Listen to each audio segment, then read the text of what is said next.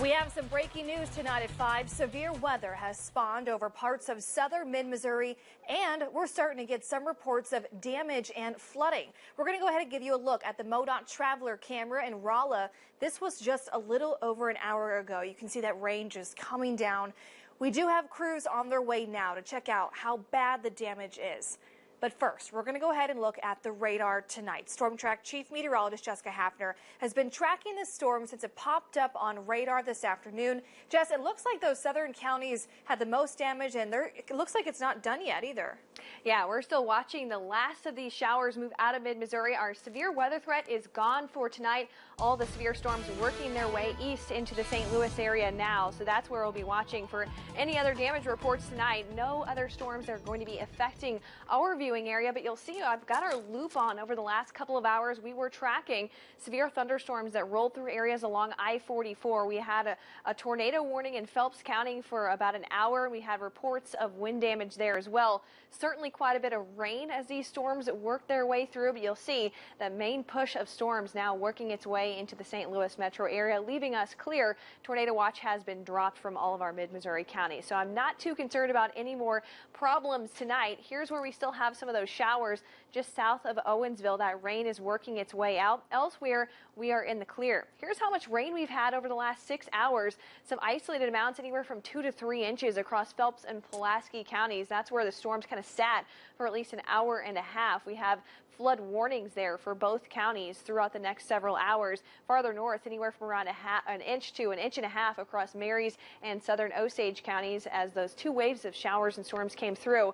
Farther north, Columbia and Jefferson City have been fairly clear today, with the exception of a couple of sprinkles earlier this morning. Here's a live look in Columbia. We do have the cloud cover associated with this system, but I'm not tracking any more rain for this evening.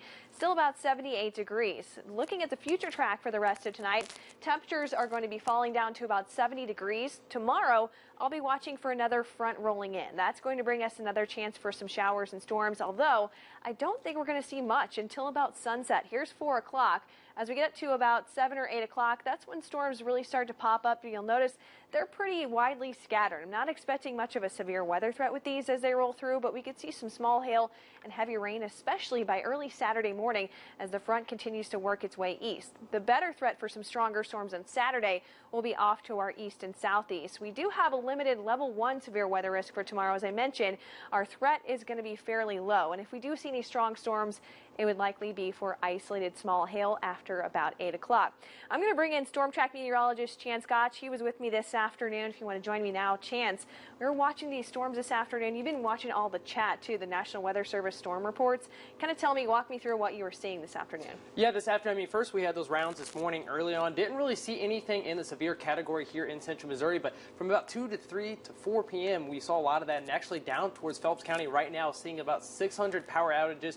About an hour ago, that was at 500, but continuing to rise. And as we go ahead and take a look at the radar and the reports that we saw earlier, right now down in Rolla, taking a look down just to the west of Rolla, Doolittle, a Dunkin' Donuts, seeing some of that straight line wind damage, unconfirmed reports of tornadoes, though.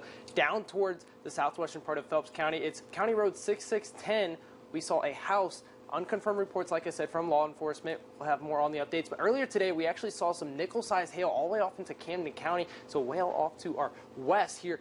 And with that, really not seeing too much, though. After this, we'll have more reports as things become available to us here. Yeah, and we do have a crew that's on their way to Phelps County right now. They're going to be tracking this storm damage, at least give us a look at what we saw this afternoon. But otherwise, we are severe clear for the rest of this evening.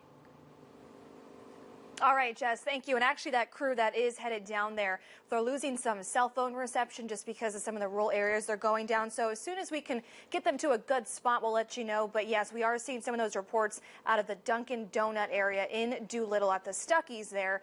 So here's some pictures of it from the Fire Protection District. We know that no one was injured in this. They're just seeing a structural collapse. It's unclear how much of the building has been damaged. They're checking right now for electrical hazards. Again, we do have a crew headed down there right now, and hopefully when they get there, we'll be able to get a live report from them.